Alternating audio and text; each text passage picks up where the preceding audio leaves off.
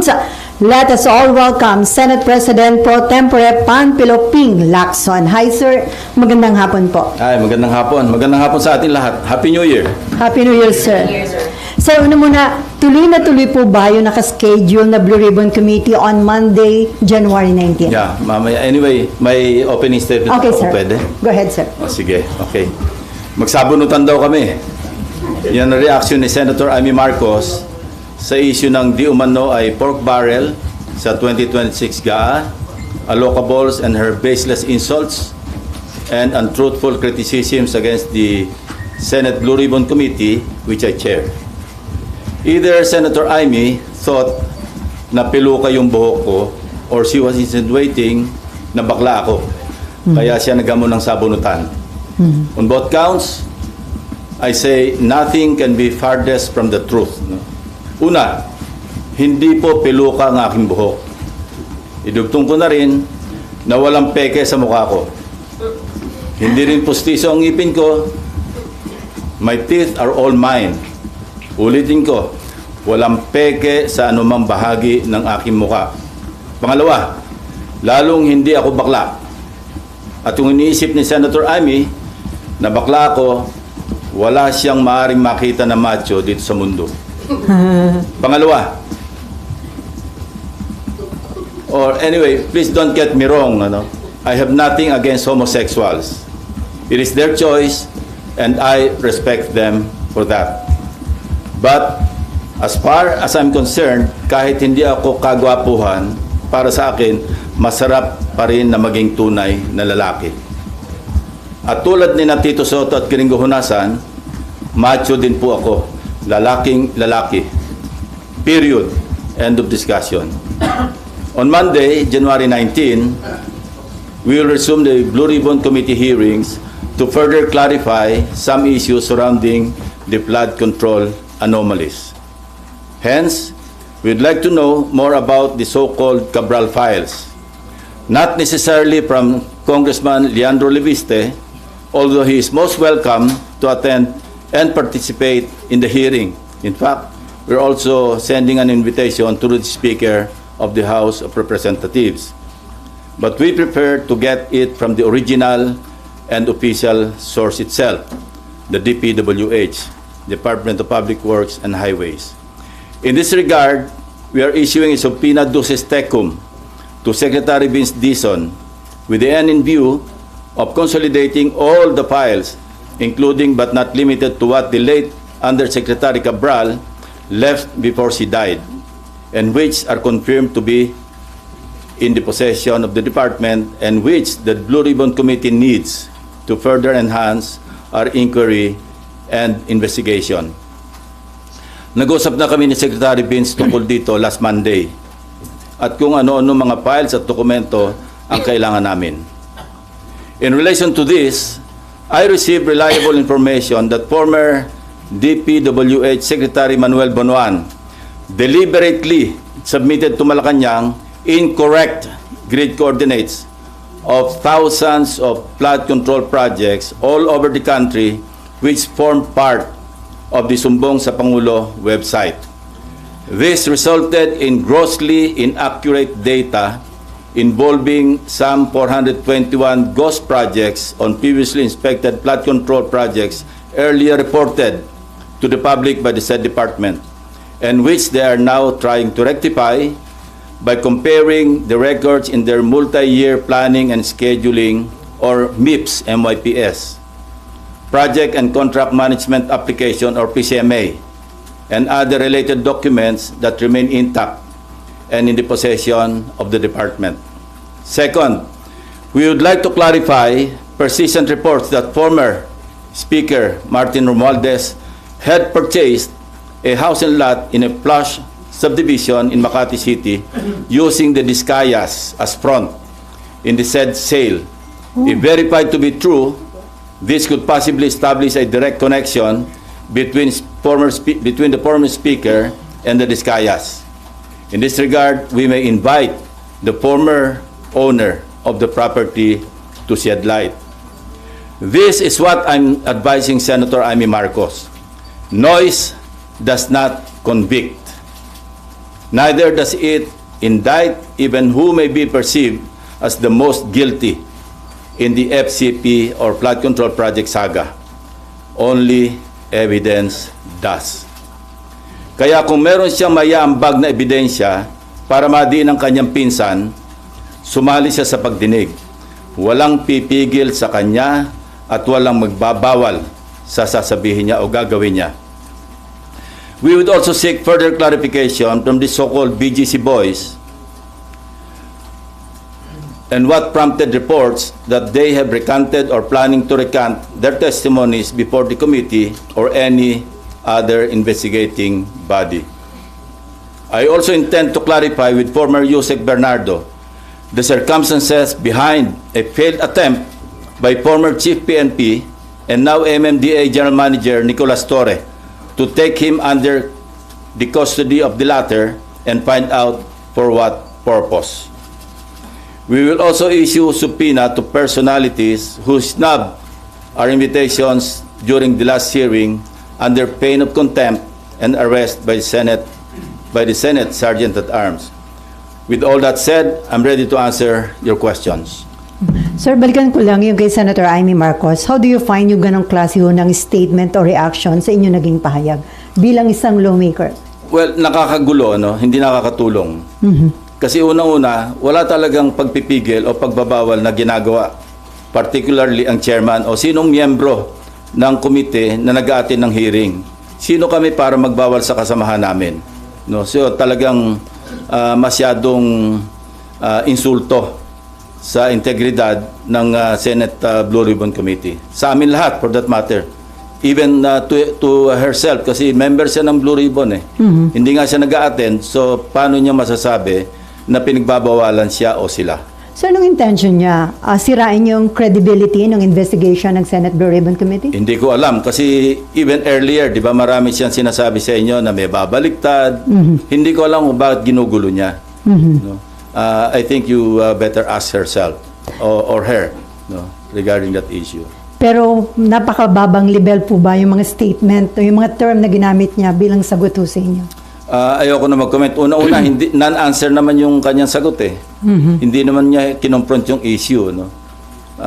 Sa halip, nililihis niya at anong mga issue pa ang kanyang sinasabi sa pagtugon doon sa naging usapan o usapin.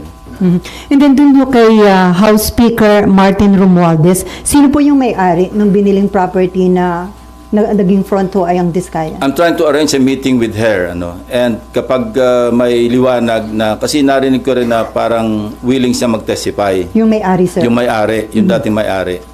Para talagang at least ano, pwede nating paghanapan o magsimula ng investigasyon tungkol sa direct connection o direct link between the Diskayas and the former speaker. Pero mag-attend na ho this coming Monday yung may-ari ng property? Sinasabi ko, nag-arrange ako ng meeting sa kanya at kung sasang-ayon siya na mag-attend, papadala namin siya ng invitation. Sino po yung source ng information na... Marami. Marami nagsasabi niyan. So ito na po yung pwedeng maging direct link at baka yung simula, para may pagsimulan yung kung sino man yung gusto mag-imbestiga. Against former Speaker Romualdez? Not necessarily against, but to shed light. Bakit ganun ang connection? Para pagkatiwalaan mo yung isang contractor na nasa sangkot sa, sinabi ko na ito, 207.5 billion pesos na kontrata mula 2016 hanggang 2025. Napakalaki.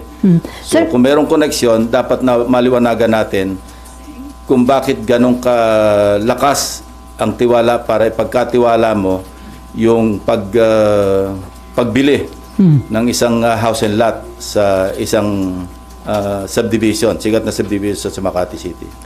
At magkano po yung amount nung... Name your price yung usapan. Gusto natin maliwanagan kung magkano talaga nagkabentahan. Pero hindi po invited si former Speaker Romualdez? As I said, pagdating sa counterpart namin sa House, mayroong parliamentary courtesy na umiiral. At pwede lang namin silang imbitahan, hindi pwedeng pilitin, through the House Speaker. Pero kung ayaw nilang mag-attend, wala rin kaming magagawa. Kasi ganun din ang dapat na tratong ginagawa nila sa amin dahil nga sa umiiral na interparliamentary courtesy between the two houses. Before Marlon, sir, according to DILG Secretary John Vic Remulla, parang iniutos na ni PBBM na madali na yung pag-uwi kay former Congressman Saldico. Kinukonsider na nila ang hingin ng tulong ng Interpol at ng United Nations. Sa tingin nyo, di ba ninyo pa sinasabi na pwede yun sa United Nations? So, too late ba itong action na ito? Hindi naman. Nothing is too late. Kasi ngayon pala naman magsisimula yung trial sa Sandigan Bayan at sa mga korte. Mayroon ng warrant of arrest na na-issue laban sa kanya dahil wala tayong extradition treaty na umiiral between Portugal or some other countries na pwedeng naandun si Saldico. So mas mainam na yung idaan ito sa UNCAC, sa United Nations corruption something, 192 member countries, member ang Pilipinas, at pwede tayong dumulog doon para maiuwi rito si former Congressman ko. So kapag hiningi na yung tulong ng UN at Interpol, sigurado na po yung maiuwi sa bansa? Malamang. At saka yung European Union, alam ko meron silang agreement na magtutulungan sila kung nasa isang bansa na walang extradition treaty ang naghihiling na bansa. Pwedeng dalhin doon sa bansa na kung saan may umiiral na extradition. Maraming paraan. Interpol, dahil kung nasa red notice list, pwedeng dumulog din doon para kung maaresto, maipadala rito. Not necessarily through extradition. Although mayroon din ako narinig ng instruction na mag-apply na o kaya magsagawa na ng preliminary talks with Portugal para magkaroon ng extradition treaty. Although long shot yun. Kasi aside from the executive department initiative, dadaan pa yan sa ratification sa Senado. So, ang easiest way, sir, hingin ng tulong ng UN at saka ng Interpol? We can do it simultaneously actually. Kung ano yung mauna at yung mas mainam, mas effective, edi yun na yung pairalin. Okay, before Marlon, ihabol ko lang. According to the lawyer of Alcantara, he is not recanting his prior statement. False and misleading daw po yung nag-circulate online na magre-recant yung BGC boys. So sir, ano yung possible din talaga na may mga puwersa o influential people na kumakausap sa kanila? Yun ang gusto natin malaman. Sa kabila ng pagtanggi ng abogado ng kampo ni Alcantara, gusto pa rin natin malaman ano yung may mga attempt ba na nangyari para sila'y mag-recant. At kung meron, sino? At kung sino, bakit? Kaya ganun pa rin. Gusto pa rin natin maliwanagan yung istorya behind the reports na nag-recant na o nagpaplano mag-recant. Sina Alcantara, si Bryce Hernandez. Kaya ipapatawag uli natin sila, yung BGC boys, para marinig mismo sa kanila, para ma-record ng Blue Ribbon Committee ano yung naging dahilan kung bakit lumabas yung ganito mga reports. Pero may info ho ba kayo na may nag-a-attempt talagang kausapin sila to convince them to recant? Well, that's normal for the camp of those being implicated na makipag-usap kasi yun ang mga iniisip nilang pwedeng magpabagsak sa ebidensya laban doon sa mga na-implicate. Normal lang yun. Gusto natin maliwanagan, although sinabi ko na rin na hindi stand-alone yung kanilang testimonies kasi pwede itong maibangga do sa mga other corroborative documentary evidence pati ibang testimonya ng ibang testigo. So pero siyempre may epekto 'yun maski papaano do sa ebidensya lalo na sa pagdating sa trial kasi guilt beyond reasonable doubt ang threshold. Sa pagpapile ng kaso, yung probable cause or yung sinasabing reasonable certainty of conviction, medyo mababa yung threshold. Pero pagdating sa husgado, napakabigat nun. Guilt beyond reasonable doubt ang kinakailangan. So, lahat ng ebidensyang kailangan maisalang sa korte, kailangan nandoon. So, still, kailangan pa rin na naandyan yung matibay na testimonya ng mga sina Alcantara, Bryce Hernandez, JP Mendoza, para talagang masolidify yung kaso sa korte. At sila nandito pa rin, sir, sa Senate custody. Nandiyan pa rin sila. So kung meron man nakikipag-usap, possible ba yun kung nakadetain sila? Hindi naman kailangan direktang kausapin sila. Lawyer to lawyer. Okay, Marlon, and then Amean. And then Amor. Sir, yung former secretary mo, yung information, sir, nyo na intentionally mali yung sinabit ng recording. Yes, very reliable. Sir, may witness sir na harap to testify on that. Meron. And what do you make of that? Well, deliberate, ibig sabihin, no-cover up niya talaga. Kaya looking back, naalala ko, meron siyang binanggit tungkol sa ilahad ko sa aking privilege speech doon sa nauhan. Ang sabi niya, mali raw yung grid coordinates. Although sigurado kami, kasi personal naming pinuntahan ng teams namin, yung mismong ghost flood control project. At nakausap mismo yung barangay chairman, mga tao doon, na talagang merong nakalaan na proyekto na hindi nagawa. No? So, doon pa lang, kasi nag-flashback sa akin yun eh. Kaya pala, sinasabi niyang ang grid coordinates daw mali, yung pala, nasa utak niya, alam niyang minali niya. Hindi naman kami, kasi at that time, sa privilege speech ko, wala pa naman yung sumbong sa Pangulo website eh. At least yung first privilege speech. So, nag-relay kami sa sarili naming sources. But eventually, I think sa second namin, nag-relay kami sa sumbong sa Pangulo. So, ganito kasi yung istorya. Ang unang report, 421 out of 8,000, di ba? So, yun, bloated yun. Why? Because when the AFP, yung composite team or teams ng AFP, PNP, yung DepDev, kung pupunta sila sa isang lugar para mag-inspeksyon ng suspected ghost flood control projects, at mali yung grid coordinate, siyempre wala sila makikitang project. So, i-report nilang ghost yun. So, ang outcome, masyadong bloated yung 421. So, substantially, lower dapat yung bilang ng ghost flood control projects. Yun ang naging resulta nun. And the DPWH is now trying to rectify by comparing yung multi-year planning and scheduling. Kasi yun yung nasa plano, alam mo, multi-year. Compare yun sa PCMA, yung sa monitoring. Pagka nagtugma, yun talaga yung grid coordinates. So, yun ang ginagawa nila ngayon. At merong isusupina namin doon sa STECOM, tulad na sinabi ko kanina, yung DPWH. Nag-usap na kami ni Secretary Vince Dizon tungkol dito. Magpapadala siya ng 2 USEC para mag-testify at dalhin lahat yung dokumento kasi doon sa STECOM. Sir, anong ibig sabihin dun sa complicity ni Secretary Bonoan doon sa previous ghost flood control project? Well, maliwanag. Maliwanag kasi even sabihin natin hindi siya maging principal, sa cover up pa lang, no? Kitang-kita mo yung kanyang complicity. Now, Secretary Bonoan is in the United States. More or less, may idea naman kami, yung authorities, kung nasaan siya doon. And minomonitor naman siya ng ating embahada ron. So, kung may lalabas na waranto para sa kanya, kasi papadala namin siya ng subpina. At siyempre, hindi siya makakarating, makokontempt siya at pa-issue din namin ng warrant. Even in the absence of a judicial warrant, we can request the proper authorities para maibalik siya sa Pilipinas. Sir, may criminal liability ba? Tingin nyo yung sa pag-cover up niya? Hindi lamang doon kasi sabit na nga siya, di ba? In-implicate na siya ni Bernardo eh.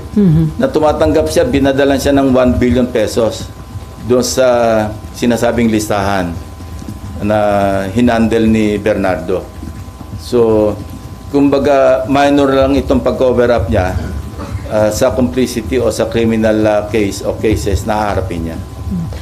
So, sir, sa halip na makipag-cooperate, nag-submit pa siya deliberately ng incorrect. Well, that's part of misleading Malacanang. Kasi yung sinabit niya sa PMS, yun niya, incorrect. And this information came precisely from the DPWH. Kasi na-check nga nila na mali-mali. Kung isa o dalawa lang yung mali, pwedeng inadvertently na-omit, o kaya nagkamali. Pero katakot-takot daw talaga, ang kita nila na deliberate yung pagsasubmit ng mali-maling grid coordinates. So, sir, lalo isipin lang- mo, sumbong sa Pangulo, niloko niya pa. So, lalo lang inilubog ni Secretary Bonoan yung sarili niya dito sa iyo. Akala niya, makakalibre siya. Pero yung records, hahabulin ka ng paper trail eh. Like for example, halimbawa si Speaker Romualdez, sa ngayon, as we speak, sasabihin ko pa rin, wala naman talagang directamenting nag-implicate sa kanya except Gutesa. Matibay sana kung si Gutesa na andyan, nagpunta sa DOJ, sa Ombudsman, at nag-affirm ng kanyang affidavit. Pero dahil wala siya, ngayon, kung meron si Senator Amy na ebidensya mapapakita, most welcome siya mag-attend. Huwag niyang kaming siraan na pinagbabawalan na implicate si former Speaker Romualdez. Kaya sa Lunes, kung meron siya pinanghawakan, pumunta siya, kung gusto niya, bibigyan ko siya ng isang oras para ilahad-lahat yung kanyang ebidensya kung meron. So sir, may nag-volunteer sa inyo para ibigay yung info tungkol doon sa biniling property ng... Yeah, may actually nag-volunteer. meron. Kaya nga pinaparents ko na kung pwedeng makausap yung dating may-ari para siya na mismo yung magsabi ng Detalye. ng mga detalye. Ang meeting nyo before January 19. Pinipilit kong before Monday. Para kung sakali pwede siya mag-appear Yeah. on Correct. 19. Okay, Mayan. Sir, yung maling grid coordinates ni Sec Bonoan, so technically niloko niya si Pangulo. Hindi technically, niloko niya si Pangulo. Sir, layman's term, nag-submit siya ng grid coordinates. Sa PMS, oh. Opo. Ibig bang sabihin, sir, kung yun yung sinunod, merong project na makikita doon? Hindi. Ano- Pag mali-maling grid coordinates, siyempre, walang project doon sa grid coordinates. Mali eh. So pag inspection nitong DepEd ng AFP, ng PNP, wala makitang project, i-report nilang ghost yun. Kasi nakalista as a flood control project sa isang maling grid coordinates. Pag pinunta mo yung grid coordinates, wala ka makitang proyekto. So naturalmente, i-report nila, ghost ito, walang proyekto eh. Lalong napahamak Bloated. lalong napahamak yung DPWH, sir, kasi mali yung grid coords. Hindi, pero nire-rectify na nila ngayon eh. Nagsasagawa sila ng panibagong inspeksyon doon sa mga tamang grid coordinates. Ang naging implication lang is yung 421. Kaya nung nag-extrapolate ako, di ba? Kasi kung 30,000 lahat, sa 8,000 pa lamang mayroon ng 421, that's something like 2.5% na ghost. So pagkalaki-laki sa yung sinabi ko na possible na ghost control, flood control projects. So bloated yun, substantially bababa yun. But it doesn't mean na walang ghost flood control projects. Kasi kami mismo, may mga nakita kami eh. Sir, sabi nyo, ihasabpina na po siya this coming for the... Okay, so hindi siya makakarating kasi nasa US siya. Iko-contempt nyo, iwawarrant. What happens next? May huhuli ba sa may kanya? warrant siya, may legislative warrant siya na pwede siyang hulihin. So we will make arrangements with the US Embassy, the Ambassador Dave Romualdez, na kung pwede makipagtulungan, makipag-coordinate sa US authorities para maibalik siya rito. Technically, maaaresto siya sa US para maharap siya dito. May harap siya dito. Unang-una, siyempre, mag-expire yung visa niya, yung stay niya. He cannot stay there forever. Kasi normally, di ba, binibigay na yung longest na stay sa Amerika is 6 months. No? Kaya kung lalampas siya doon, magiging ano na siya, parang unauthorized na yung stay niya. So, hindi extradition, deportation ang mangyayari. Okay, before Amor, sir, nabanggit niyo doon sa Cabral files, may 5 cabinet members, di ba? Invited po ba sila sa next hearing? Hindi pa kasi alam niyo may nakiusap si Senate President Soto. Huwag masyadong marami kasi nakatunga nga lang yung iba eh.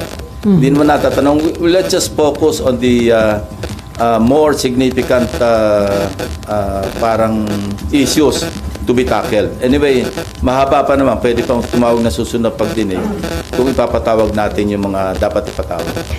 May report po na sinabi daw ni Congressman Leandro Leviste na inalok si Cabral na maging state witness kapalit ng pag-implicate kay dating Budget Secretary Amenah Pangandaman. Doon po ba, sir, sa naging initial meeting ng office nyo sa abogado ni Cabral? Walang may ganon. mention na ganon? Ang na-mention lang is willing siyang mag-testify, willing siyang mag-cooperate. Kaya lang, noong mga initial information na binibigay, hindi kami nag-agree dahil sa tingin ko kulang-kulang. Kasi ang sinasabi lang doon, kinonfront namin siya tungkol sa sinasabi ni Bernardo na nadala sa kanya ng pera sa bahay niya, hindi ba? Ang sinasabi niya, katulad din noong unang meeting namin kay Bernardo, na sabi niya, Senator, hindi naman ako nagmamalinis.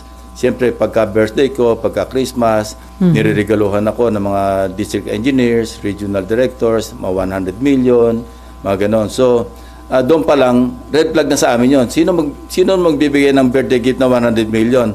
Maski ikaw ay undersecretary. So, nagsenyasan kami ng aking dalawang legislative staff na wag na naming gambalain kasi nga, nag-open up na. Ganon din yung kay Undersecretary Cabral. Through the lawyer, hindi ko naman nakaharap si Undersecretary. Ang preliminary namin noon yung lawyer. In fact, magmi-meeting ulit kami ng lawyer, I think, tomorrow. Ni Cabral. Lawyer ni Cabral. Para anyway, kasi meron siyang binahagi sa aming dokumento rin. Ito na nga yung December 27, 2024 SARO na nanggaling sa unprogrammed appropriations. 50 billion pesos na 30 billion doon ay flood control projects. At doon sa 30 billion pesos worth of flood control projects, katakot-takot ang ghost. So galing kay Undersecretary Cabral, kasama yun sa isusupina namin doon sa STECOM, sa DPWH. Dahil na sa files pa rin nila yon para ma-authenticate, para maging official yung pinanggaling. Kasi unofficially, tinan-over sa akin ng lawyer ni Undersecretary Cabral yon. So, kailangan galing mismo doon sa original source, which is the DPWH. At sabi nila, dadali nila. So sir, si Amena Pangandaman, hindi kasama doon sa 5 cabinet members? Saka na natin pag-usapan yung issue na yon. Unahin muna natin sinasabi ko na gusto sige. naming matakel muna. Okay. Amor and then si Nympha and then si Victoria. Opo. So, Sen, yung Cabral files, can we expect na matatakal na siya in detail by Monday? Yeah, I think so.